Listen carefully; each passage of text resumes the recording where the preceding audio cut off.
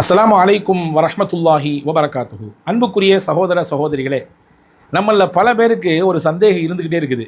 ஒவ்வொரு தொழுகையிலையும் என்ன அஜரத் துவா செய்யணும்? தொழுது முடித்த பின்னாடி நிறைய நாங்கள் துவா கேட்குறோம். சில நேரங்களில் இது சரிதானான்னு தெரியல, இப்படி தான் முறையாக கேட்கணுமான்னு தெரியல, என்னென்ன விஷயத்தெல்லாம் அல்லாஹ் கேட்கணும்னு தெரியல. குறிப்பாக தொழுது முடித்த பின்னாடி ஃபரலான ஒரு வணக்கத்தை நிறைவு செய்ததுக்கு பின்னாடி எந்த விஷயத்தை முக்கியத்துவம் வாய்ந்து கேட்கணும் அப்படின்ற கேள்வி நம்மளில் நிறைய பேர்கிட்ட இருக்குது. தனிப்பட்ட முறையில் எனக்கு கமெண்ட் பாக்ஸில் வந்து நிறைய சகோதரர்கள் சகோதரிகள் இந்த கேள்வியும் கேட்குறாங்க. அந்த கேள்விக்கு பதிலாக முஹம்மது ஸல்லல்லாஹு அலைஹி வஸல்லம் சில குறிப்பிட்ட சஹாபாக்களுக்கு தொழுது முடித்த உடனே இந்த துவாவை நீங்கள் மறக்காமல் கேட்டுருங்க அப்படின்னு சொல்லி கற்றுக் கொடுத்தாங்க. அந்த துவாவை தான் இன்றைக்கு நாம் இந்த காணொலியில் பார்க்க போகிறோம். கண்டிப்பாக இது உங்களுக்கு பிடித்திருக்கும் என்று நான் நம்புகிறேன். உங்களுக்கு இது பிடித்திருந்தால் பிறரோடு இதை பகிருங்கள்.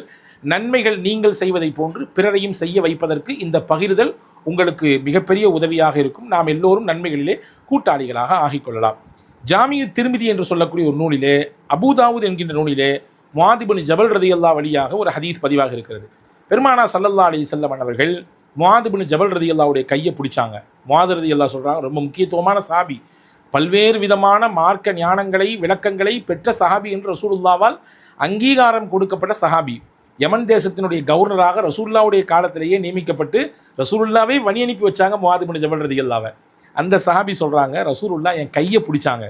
பிடிச்சிட்டு சொன்னாங்க, யா முஆத் வல்லாஹி இன்னி ல உஹிப்புக்க, அல்லாஹ் சத்தியமாக உன்னை எனக்கு ரொம்ப பிடிக்கும், உன்னை எனக்கு ரொம்ப பிடிக்கும், அதனால் நான் ஒரு விஷயம் சொல்கிறேன், நீ கேட்கலாமா? நீங்கள் அதை ஃபாலோ பண்ணுறதுக்கு முயற்சிக்கிறீங்களா? நான் உங்களுக்கு ஒன்று சொல்லித்தரனே அப்படின்னு சொன்னாங்க.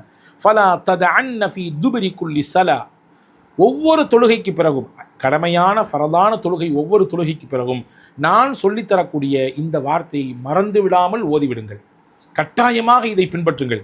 ஏன்னா உன்னை எனக்கு ரொம்ப பிடிக்கும், எனக்கு பிடித்தமான பிள்ளையாக நீங்கள் இருப்பதினாலே உங்களுக்கு நான் ஒரு சொல்லித்தரணும்னு ஆசைப்பட்றேன், அதை நீங்கள் ஃபாலோ பண்ணணும்னு ஆசைப்பட்றேன், அதை ஃபாலோ பண்ணுறதுனால கிடைக்கக்கூடிய பரக்கத்துகளை நீங்கள் அனுபவிக்கணும்னு ஆசைப்பட்றேன், அந்த உயர்ந்த நிலையை நீங்கள் அடையணும்னு ஆசைப்பட்றேன், அதனால் நான் உங்களுக்கு சொல்லித்தர்றேன், நீங்கள் ஃபாலோ பண்ணுறீங்களாமா அப்படின்னு கேட்டாங்க ஹதரத் ரசூலுல்லாஹி ஸல்லல்லாஹு அலைஹி வஸல்லம்.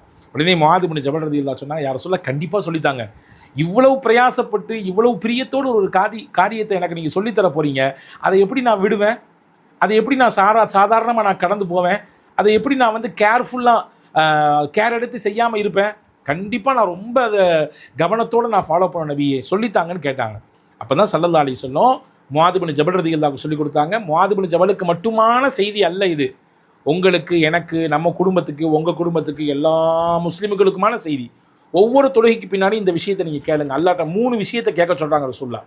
நீங்கள் மற்ற காரியங்கள்லாம் கேட்கலாம், உங்களுடைய உலக விஷயங்கள், படிப்பு சார்ந்த விஷயங்கள், பொருளாதாரம் சார்ந்த விஷயங்கள், குடும்பம் சார்ந்த விஷயங்கள், நெருக்கடிகள் சார்ந்த விஷயங்கள், வேறு எக்ஸட்ரா ஒவ்வொருத்தருக்கும் ஒவ்வொரு விதமான தேவைகளும் ஒவ்வொரு விதமான கோரிக்கைகள் இருக்குது. அதை எல்லாத்தையும் கேளுங்க. ஆனால் எல்லாத்தையும் கேட்குறதுக்கு முன்னாடி இதை மறந்துடாமல் கேட்டுருங்க. 3 விஷயம் தான், ரொம்ப ஷார்ட் அண்ட் ஸ்வீட்டாக ரசூலுல்லாஹ் சொல்லி கொடுக்காங்க. சொல்லலாமா? முதல் விஷயம், அல்லாஹும்ம அஇன்னி அலா திக்ரிக்க வ ஷுக்ரிக்க வ ஹுஸ்னி இபாதத்திக். ரொம்ப ஷார்ட்டாக இருக்குல்ல, மனப்பாடம் பண்ணுறதுக்கு ரொம்ப லேசாக இருக்கும் பாருங்க. அல்லாஹும்ம அஇன்னி அலா திக்ரிக்க வ ஷுக்ரிக்க வ ஹுஸ்னி இபாதத்திக். யா அல்லாஹ், எனக்கு நீ உதவி செய். அதனுடைய பொருளை பாருங்கள், எவ்வளவு அற்புதமான பொருள். யா அல்லாஹ், எனக்கு நீ உதவி செய்ய வேண்டும். எதற்கு உதவி செய்ய வேண்டும்? உன்னை நினைப்பதற்கு. உன்னை நாங்கள் மனசாலையும் நினைக்கணும், வாயாலையும் நாவாலையும் நினைவு கூறணும். அது மட்டுமல்ல, ஒ ஷுக்ரிக், உனக்கு நன்றி செய்யணும். உனக்கு நன்றி செய்வதற்கான வாய்ப்பை எனக்கு கொடு. ஒ ஹுஸ்னி இபாதத்திக், உன்னை வணங்கி வழிபட வேண்டும். அந்த வணக்க வழிபாடை மிக அழகாக செய்ய வேண்டும், எந்த நெருக்கடியும் இல்லாமல் செய்யணும், எந்த விதமான அழுத்தங்களும் இல்லாமல் செய்யணும். அந்த இபாதத்தில் எங்களுக்கு ஒரு இன்பம் கிடைக்கணும். இந்த 3 விஷயத்துக்கு எனக்கு நீ உதவி செய்ய அல்லாஹ். உன்னை நினைக்கணும், கல்பாலி நினைக்கணும், நாவாலி நினைக்கணும். உனக்கு சுக்ரியா செய்யணும், சுக்ரியா அதா கர்னா, நான் உனக்கு நன்றி செய்ய வேண்டும், உனக்கு நாங்கள் நன்றி செய்வதற்கான வாய்ப்பை எனக்கு தரணும்.